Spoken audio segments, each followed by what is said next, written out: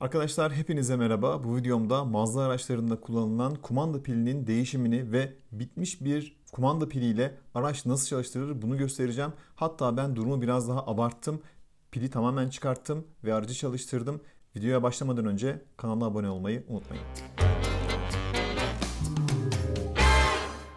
Araçlarımızda kullandığımız kumanda pillerinin ömrü yaklaşık olarak 3 yıl. Peki bu ömrün sonuna geldiğini nasıl anlarız? Araca bindiğimizde veya araçtan çıktığımızda eğer kapılarımız zor açılıyor veya zor kilitleniyorsa bu şekilde anlayabiliriz. Araç içerisinden nasıl anlayabiliriz? Sürüş yaparken anahtar içeride olduğu halde kırmızı anahtar ikazı göstergede yanıyorsa bu bize bir işarettir. Eğer pil daha da bittiyse araç durum monitörü üzerinde uyarı kılavuzu ve kumanda pil düşük ikazı vardır.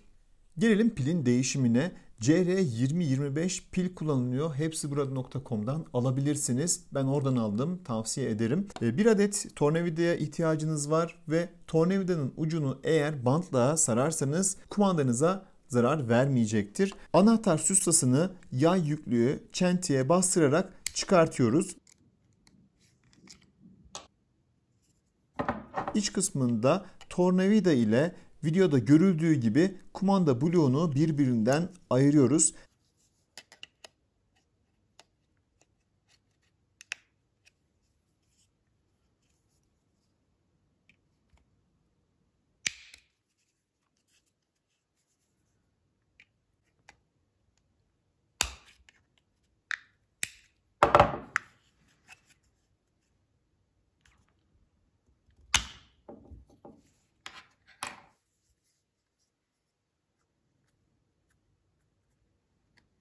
Batarya sıvı korumalı bir kapak ile muhafaza edilmiş.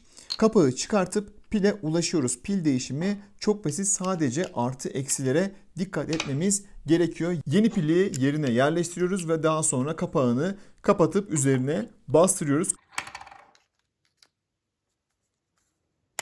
Kumanda bloğunu da üst üste getirip parmaklarımızla hafifçe bastırdığımızda klik sesini duyduğumuzda kapaklar tam olarak oturmuş oluyor.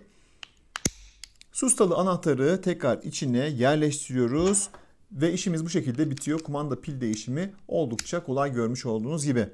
Bir adet kumanda pilinin de aracın içerisinde bulundurmamızda büyük fayda var. Özellikle tatile gittiğimiz zaman burada pil bulmak biraz daha sıkıntılı olabilir veya tedarik süreci biraz daha uzayabilir. Şimdi gelelim, pil tamamen bitmişse veya ben yaptığım gibi pili tamamen çıkarttım, bu şekilde aracı nasıl çalıştırabiliriz ona gelelim. Sustalı anahtarımızı çıkartıp manuel olarak kapımızı açıyoruz. Daha sonra aracın içerisine oturduğumuzda vites P'de, yani park konumunda olması gerekiyor.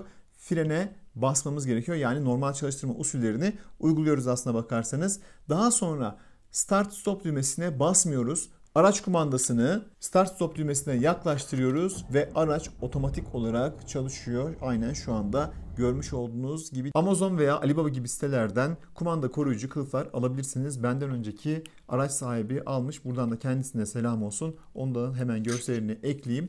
Kumandanızı sıvıya veya toza karşı kesinlikle koruyacaktır. Umarım faydalı bir video olmuştur. Bir sonraki videoda görüşmek üzere. Sağlıcakla kalın, hoşça kalın ve Mazda 3 fanlarına özellikle söylüyorum. Kanala abone olmayı unutmayın.